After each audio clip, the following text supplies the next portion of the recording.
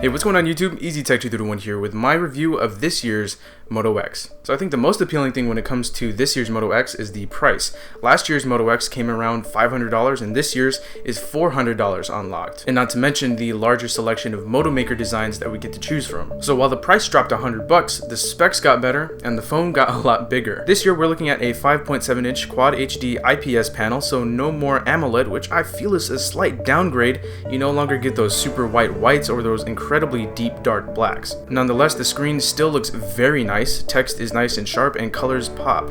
My only real complaint about this screen is that it doesn't get very bright at all, and you really notice that in direct sunlight. Now, taking a look around the phone, you will notice that it is quite a bit thicker than most of the other flagships out there, but to be completely honest, that's not a bad thing. In fact, I welcome the phone's thickness. It just feels very solid and it doesn't feel fragile at all. It's very sturdy. On the back, you'll see that I went with the silicone rubber, and I have to say that I really like the feel of it in the hand, and pairing that up with the metal band encasing the entire phone, it's safe to say that this phone has incredible build quality, and of course, we know that Motorola is good in this category. And while we're taking a look at the back, you will see that Motorola's signature dimple is still here, and I often found my finger making its way to rest right there in that very spot. There's just something about this dimple, I really don't understand it, but there's just something about it.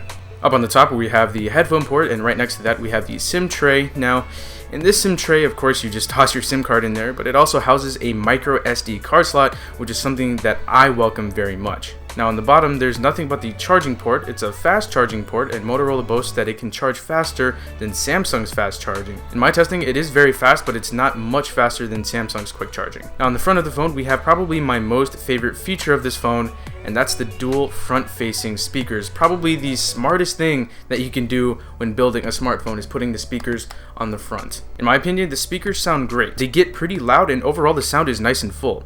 Much better than rear and bottom firing speakers.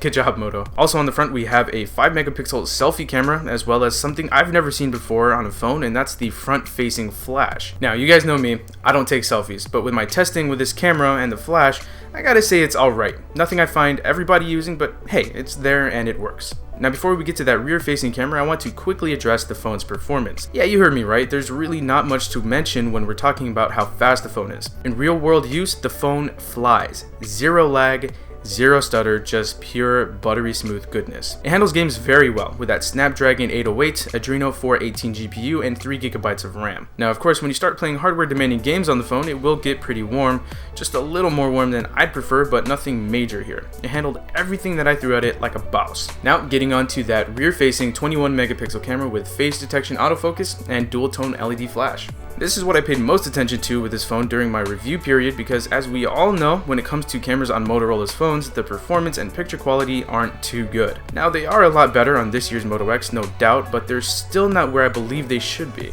Yeah, it's safe to say that I've been spoiled by the Note 5's camera. Picture quality is solid and crisp, and I do wish that it was a bit faster, but overall the camera on the Moto X is a big improvement and I enjoyed the results that I got out of it. Also on the Moto X, you have the ability to shoot 4K video. It looks pretty good, but I did notice that the phone heated up fairly quickly when I was shooting in 4K, and I'm also not too big of a fan of the bundled camera software. It's not very fun to use in my opinion, so I quickly fixed that by installing Google Camera. Now on the software side of things, we're looking at pretty much pure stock Android with a couple of add-ons like Motorola's Connect, Migrate, and Moto apps. So with the Moto X, we have the return of these pretty sweet actions that you find in the Moto app. There are some pretty useful features in here, like all the gestures you can do. You can chop twice to trigger the flashlight, do a double twist to open up the camera, you can lift the phone to your ear, say a command, and the phone will respond to you through the top speaker so only you can hear the reply. You have Moto Voice Assistant, which allows you to ask your phone questions while the phone is locked, and you can trigger that with your own personal command, which is pretty nice. And of course, we have Moto Display, which allows you to check your notifications without even touching your phone. Now, when you do pick up your phone, the Moto Display will appear, displaying all of your notifications if you have any. So in terms of features, the user experience is excellent. I do enjoy the features that Motorola slapped on top of stock Android.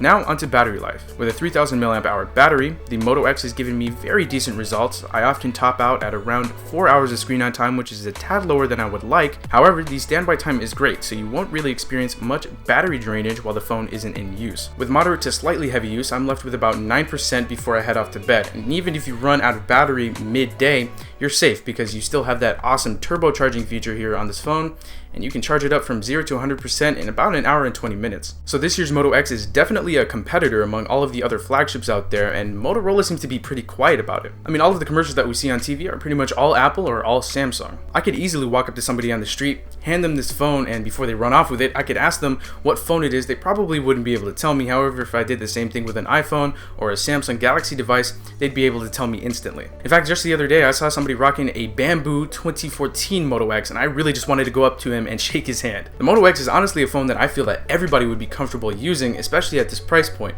but unfortunately, not everybody knows about this phone. Now, I've been asked if I could use this Moto X as my daily driver, and at first I would say yes, then I would have to think about it for a second, kind of double check to see if there's anything that would push me away from using this phone as my daily driver, because pretty much every phone out there has its downsides. You've got that big, beautiful display, you got booming front-facing speakers, turbocharging, a nice sized battery, near stock Android, expandable storage, not to mention the Moto Maker customization options, all for just $400 unlocked. So what more could you ask for, right? Well, wireless charging for one, but of course that's just personal preference.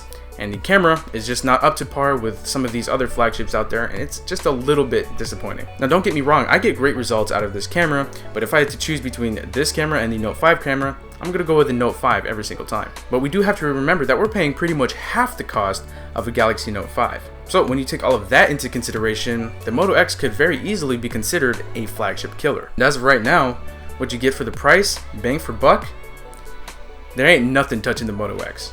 Alright, so that pretty much wraps it up for my Moto X review. I hope you guys enjoyed it. If you did, feel free to smash that like button. If you haven't already, hit that subscribe button as well. Don't forget to follow me on Twitter at EasyTech231, and I will see you all in the next video. Later, guys.